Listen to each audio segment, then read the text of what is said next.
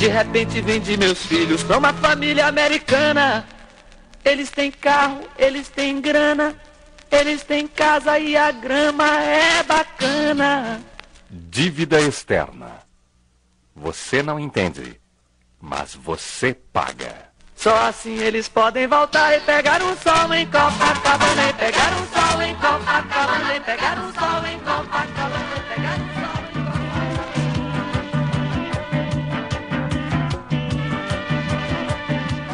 No Tome Ciência de hoje, você vai saber sobre o que 2 economistas e um jornalista têm a dizer sobre a dívida externa.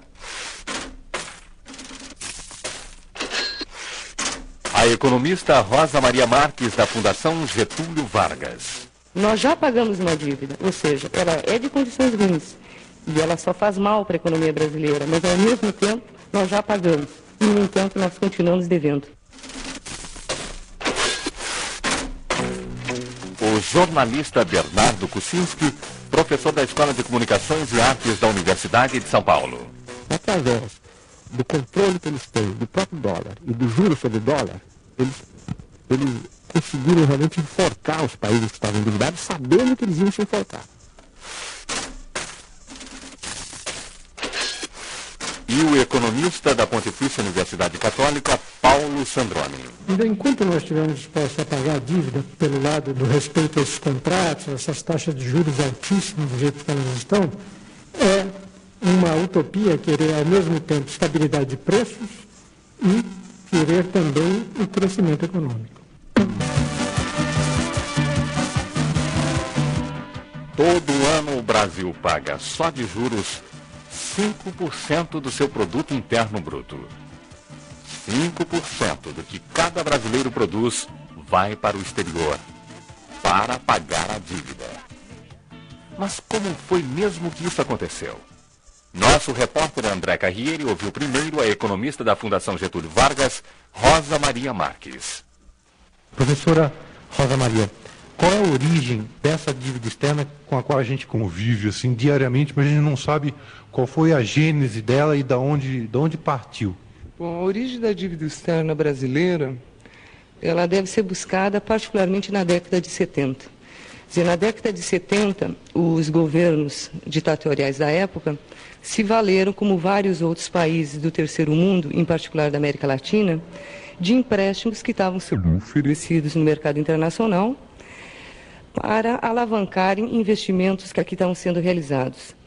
Esses empréstimos, no entanto, foram realizados em condições extremamente precárias, particularmente no que se refere a que seus juros eram condicionados à flutuação dos juros internacionais. E é aí que está a raiz da crise da nossa dívida externa, porque no momento em que esses empréstimos foram realizados, de fato, os juros estavam acompanhando o seu desempenho das últimas décadas, mas logo depois, dado o acirramento da crise internacional e os problemas econômicos dos Estados Unidos em particular, os juros subiram às alturas, chegaram a 21% em determinado ano, levando a que os nossos compromissos assumidos em relação aos empréstimos começassem a volumar cada vez mais. De tal forma que nós temos, em 1972, uma dívida externa de 9,5 bilhões de dólares, e em 1985, ou seja, alguns anos depois, essa mesma dívida sobe para 95,8 bilhões de dólares. E o interessante, para verificar qual é a relação de você ter feito uma dívida a juros flutuantes, é que nesse mesmo período, portanto, entre 73 a 1985, nós transferimos recursos líquidos para pagamento de juros, amortizações de empréstimos, um montante de 24 bilhões. Não sei se está claro esse ponto. Entre 72 e 1985, houve um período que aqui entraram empréstimos. Esses empréstimos foram condicionados a pagamentos de juros e amortizações que se davam em determinados períodos. Essas amortizações, esses juros pagos, superaram o ingresso aqui entrado de capital que estava sendo emprestado em 24 bilhões. O que, em outras palavras, quer dizer que só nesse período já foi paga a dívida. Isso é um raciocínio que é colocado por alguns economistas no sentido de que não só as condições do efetuamento da dívida foram ruins, porque os juros estavam condicionados a um movimento econômico que nada nos dizia a respeito, e sim a crise econômica que estava acontecendo lá nos países industrializados, em particularmente nos Estados Unidos, mas também que durante todo esse período nós já pagamos uma dívida, ou seja, ela é de condições ruins e ela só faz mal para a economia brasileira, mas ao mesmo tempo nós já pagamos e, no entanto, nós continuamos devendo.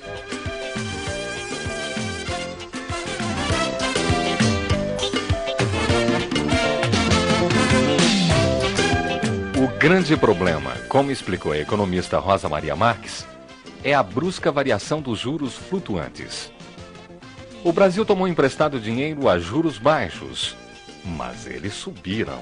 E subiram muito. Os juros flutuantes são uma forma dos bancos que emprestam se protegerem de uma eventual crise.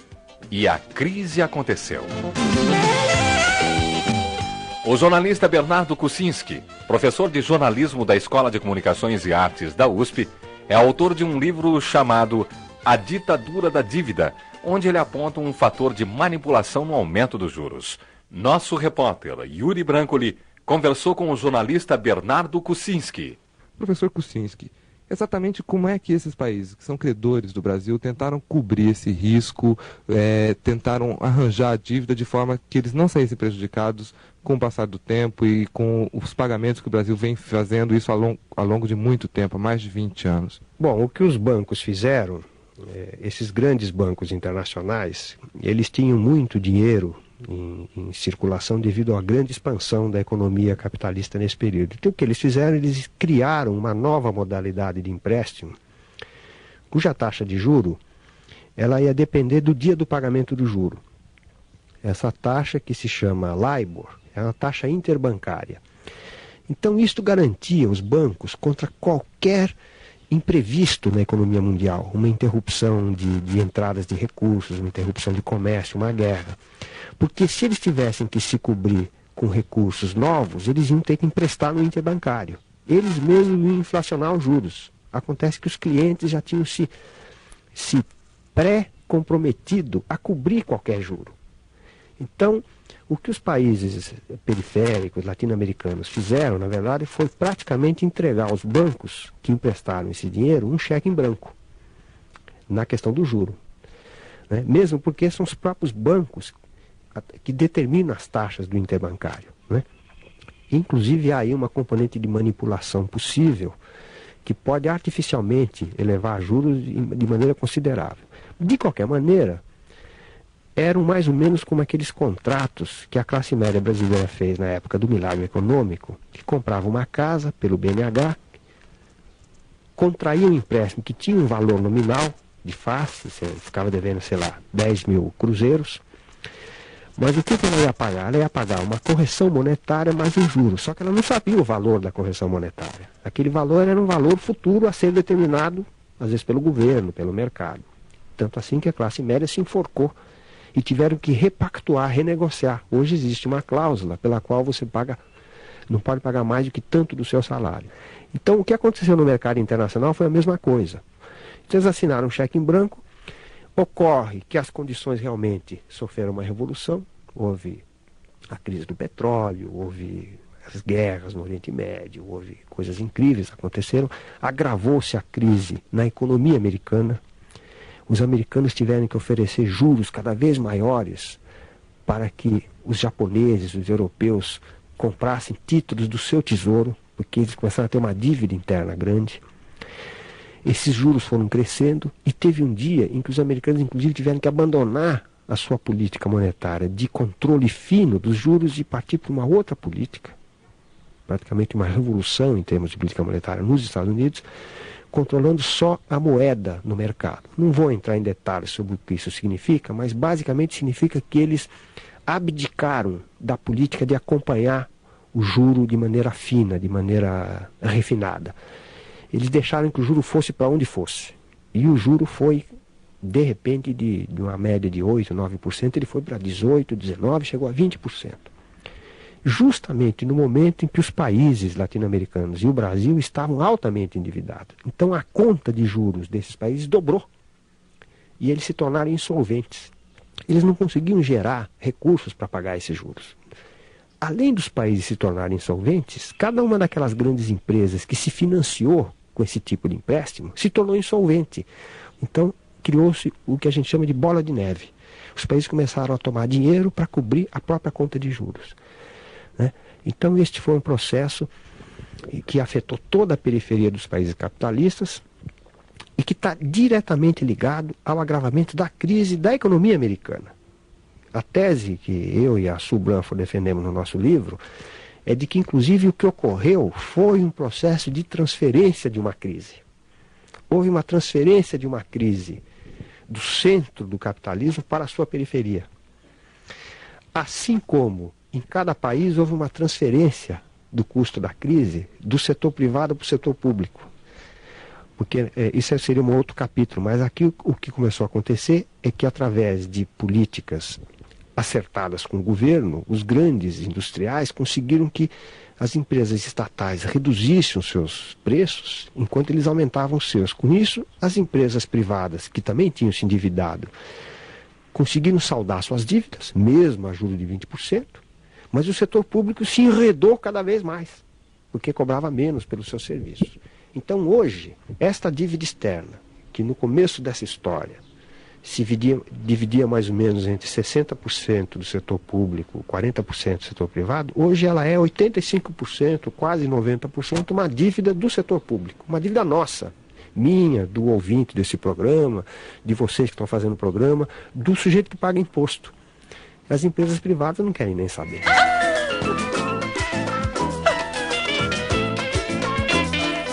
Todos nós pagamos a dívida externa. Todo ano, uma grande quantidade de dinheiro deixa o Brasil e outros países do terceiro mundo em direção aos países do primeiro mundo. Esse fluxo de dinheiro tem consequências graves para as economias desses países periféricos. Sobre as consequências da dívida externa, o nosso repórter Yuri Brancoli ouviu o economista Paulo Sandroni da Pontifícia Universidade Católica de São Paulo. E professor Sandroni, que reflexo isso vai ter para a economia do país carregar uma dívida externa desse tamanho? Bom, nós temos que ver o que a dívida externa representa de problema econômico para o Brasil, que está disposto a pagá-la. A dívida externa representa o seguinte problema. É necessário que nós paguemos de juros uma quantia equivalente mais ou menos a 10 bilhões de dólares. Basta multiplicar essa quantia pela taxa cambial, de preferência pela taxa cambial do paralelo, para você ver quanto de dinheiro isso representa. Então, além dos juros, nós temos que devolver o principal, parcelas que vencem a cada ano. Então, se nós somarmos as duas coisas, vamos ter mais ou menos um total de 20 bilhões de dólares por ano, só nesses compromissos da dívida externa. Ora, de onde é que nós tiramos esse dinheiro? As nossas exportações, esse ano, estão atingindo um nível recorde, 32 bilhões de dólares. Então, você teria que importar apenas uns 10 bilhões de dólares para que, com essa diferença, você tivesse condições de pagar os juros e o principal da dívida. Você pode perceber que isso é inviável. Mas é inviável e, ao mesmo tempo, não é, porque o Brasil está exatamente nessa trilha. Está exportando 32 bilhões e importando 15. Então, essa diferença aí, que é o superávit comercial, ele está utilizando para pagar a dívida, pagando juros e até pode, hoje, se dar o luxo de pagar o principal. Coisa que os credores nem estão pedindo, mas pode até pagar o principal. Então, o problema é saber quais são as consequências de obter este superávit comercial. Vender mais do que comprar do exterior. É isso que causa todos os traumatismos na nossa economia. Porque para você exportar mais, você precisa de estimular os exportadores. Então, a taxa cambial tem que correr mais do que os outros preços. Isto é, você tem que estimular o exportador com o preço do dólar, porque é o dólar que ele obtém e que ele troca por cruzados. Você tem que estimulá-lo também na base dos custos de produção. Então você tem que reprimir o salário. O salário não pode crescer, porque se crescer o salário, você ameaça os custos de produção do exportador. Por outro lado, você tem que reprimir o consumo, porque se não reprimir o consumo, não sobra produtos para serem exportados. Então você consome todos aqui dentro. Se você tivesse poder aquisitivo interno, você consumiria todos os calçados que você exporta hoje. O mercado interno teria condições disso. Então você vê que todos esses fatores que são indispensáveis para obter esse superávit comercial, esse mega superávit comercial, atentam contra o nível econômico interno. Você tem que reprimir o consumo, tem que conter os salários, tem que, na verdade, conter também o nível de atividade econômica, porque muitos investimentos que dependem das importações são desestimulados porque essas importações ficam cada vez mais difíceis. Então, os investimentos não se realizam. Isso causa também recessão econômica. Além disso, esse processo é inseparavelmente acompanhado da inflação. Como é que você reprime o consumo numa economia capitalista? É através da manipulação de preços. Você não raciona com caderneta e tal. O que você faz é deixar que os preços corram. Então o nível de consumo cai. É isso que provoca a recessão, na verdade. Então, enquanto nós estivermos dispostos a pagar a dívida pelo lado do respeito a esses contratos, essas taxas de juros altíssimas, do jeito que elas estão, é uma utopia querer, ao mesmo tempo, estabilidade de preços e querer também o crescimento econômico.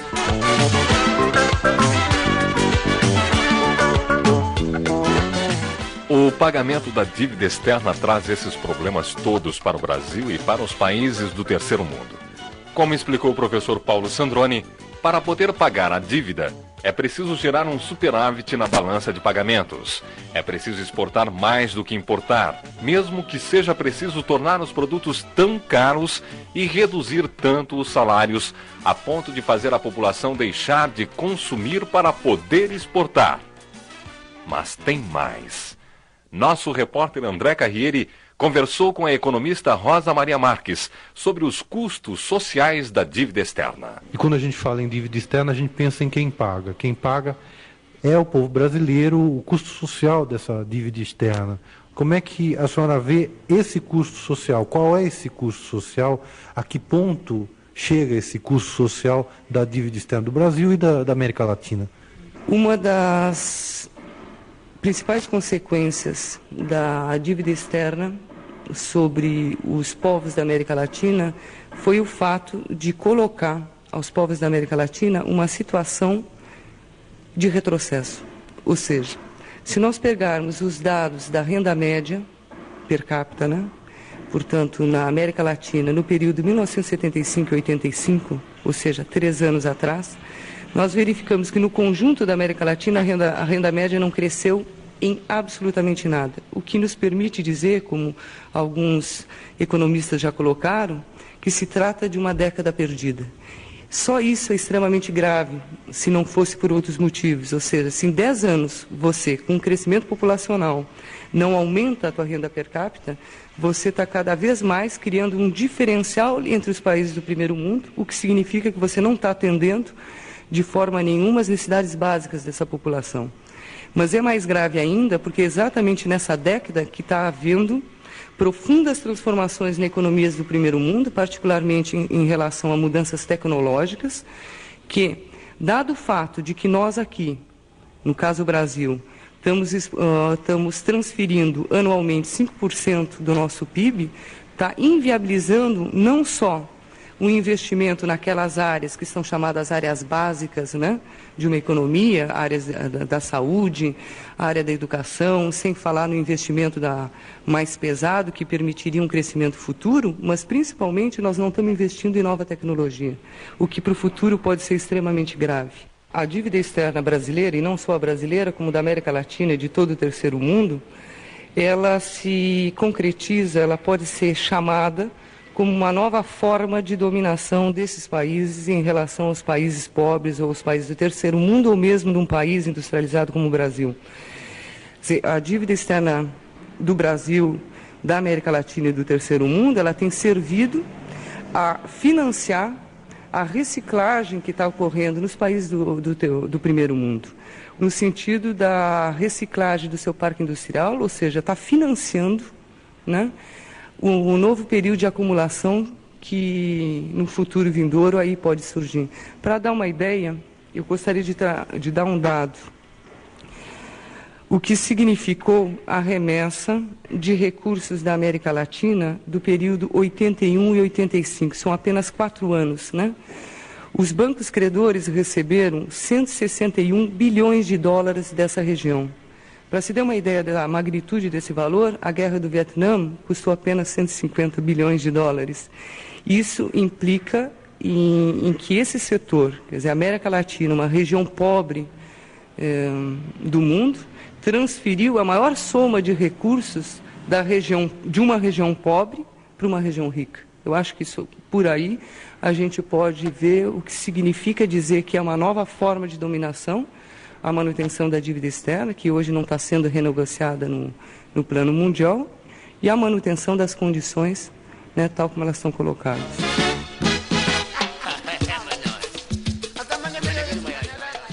A situação é realmente complicada. O próprio pagamento da dívida impede que o país cresça e consiga pagar a dívida. Por outro lado, ao tentar pagar a dívida, o país se endivida cada vez mais. Afinal, os credores querem que a dívida seja paga ou não? Ou será que a remessa de dinheiro vai continuar eternamente? Vamos ouvir mais uma vez o jornalista Bernardo Kucinski, que conversou com o nosso repórter Yuri Brancoli. Professor Kucinski, quando a gente começa a pensar, a refletir, a conversar com pessoas que estudam o problema da dívida externa, fica uma sensação muito incômoda, que é a seguinte, é que a pressão para que a gente pague é cada vez maior. E, por outro lado, só o pagamento dos juros dessa dívida acaba criando uma recessão, uma instabilidade econômica tão grande que fica muito difícil para a gente continuar pagando. Então, ou seja, é uma situação de impasse. Eu queria saber se isso é uma consequência natural dessa política econômica ou se existem outros interesses nessa situação de impasse, nessa situação de deixar como é que está para ver como é que fica. Existe uma política do governo americano que antigamente a gente chamava de imperialismo. Essa palavra caiu da moda, mas eu acho que ela é válida neste fenômeno. É um imperialismo financeiro. Através do controle que eles têm do próprio dólar e do juro sobre o dólar, eles conseguiram realmente enforcar os países que estavam endividados, sabendo que eles iam se enforcar. E existe também, na minha opinião, a política das grandes empresas privadas nacionais e dos bancos, que não querem que aconteça nada que reduza a gradação que elas têm no mercado financeiro. Nem que o país se ferre, o que interessa para elas é que elas não tenham que pagar 0,5% a mais quando forem fazer um acordo de leasing ou um contrato qualquer. Então elas não querem moratória, nada que seja radical. Então elas estão lucrando com a dívida. A dívida criou no país a necessidade de uma política que favorece as grandes empresas e penaliza os salários, até para que haja excedentes para exportar. O país todo, os trabalhadores, as donas de casas, que todo mundo está tendo que pagar essa dívida, através de menos escola, menos transporte, colapso do serviço público. Mas você explicar para o cara que é por causa da dívida externa é muito difícil. Entende? Então há uma dificuldade aqui operacional. Então a dívida vai determinando nossos destinos sem que nós possamos nos assumir como donos do destino. E enquanto isso, nós estamos passando por um estágio ainda muito pior do que os anteriores, que poucas pessoas perceberam, eu acho, em que estão surgindo esquemas por baixo do pano, dos mais diversos tipos, cada um mais complexo do que o outro, que permitem aos bancos tirar dinheiro do Brasil, mesmo que o pagamento do principal não seja feito. Esses esquemas de conversão de dívida, todos eles resultam em retirar dinheiro do Brasil.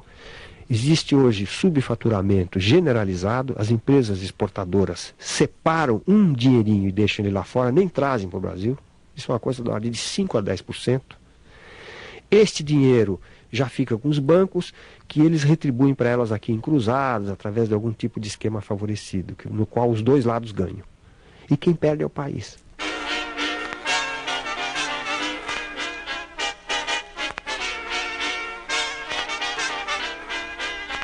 Enquanto o Brasil vai pagando a sua dívida e arcando com as consequências, Na Pontifícia Universidade Católica, o economista Paulo Sandroni responde ao nosso repórter Yuri Brancoli. Que o senhor, como economista, como uma pessoa que estuda essa questão, teria a dizer sobre as possíveis saídas, se é que elas existem, para essa situação de estrangulamento econômico que a gente está passando aqui, em reflexo desse problema econômico que vem do primeiro mundo?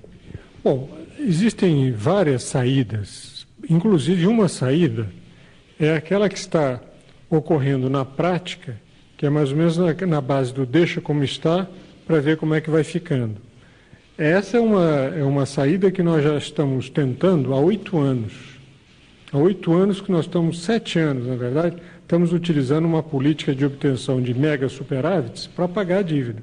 Se esse mega superávit que nós vamos obter em 88 se repetir por mais 6, 7 anos, nós podemos reduzir a dívida externa de forma considerável. Mas você pensa que se a economia brasileira permanecer mais 7 anos assim, ela já está 8 anos sem crescer, está estagnada 8 anos. Então, põe mais 7 nisso, ela vai passar 15 anos estagnada.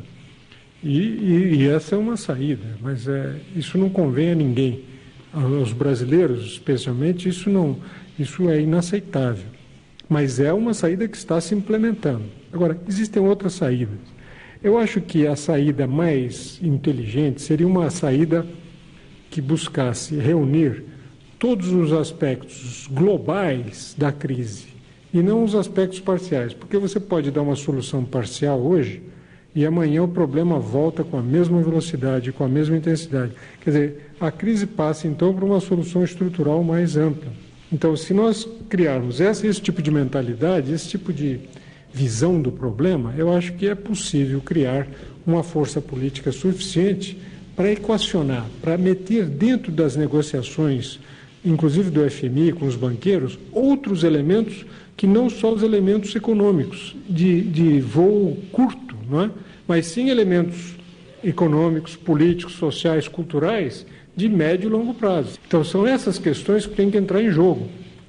Evidentemente, você tem que reunir poder ou força política para fazer valer esses princípios. E isso passa também por uma aproximação do governo federal, do Brasil, qualquer que ele seja, com a massa do povo, para que você apresente um plano dessa natureza e obtenha o apoio da massa do povo. Quer dizer, você pode até fazer alguns sacrifícios hoje, em nome de reduzir os sacrifícios que você vai fazer amanhã a nível global, a nível continental e a nível mundial.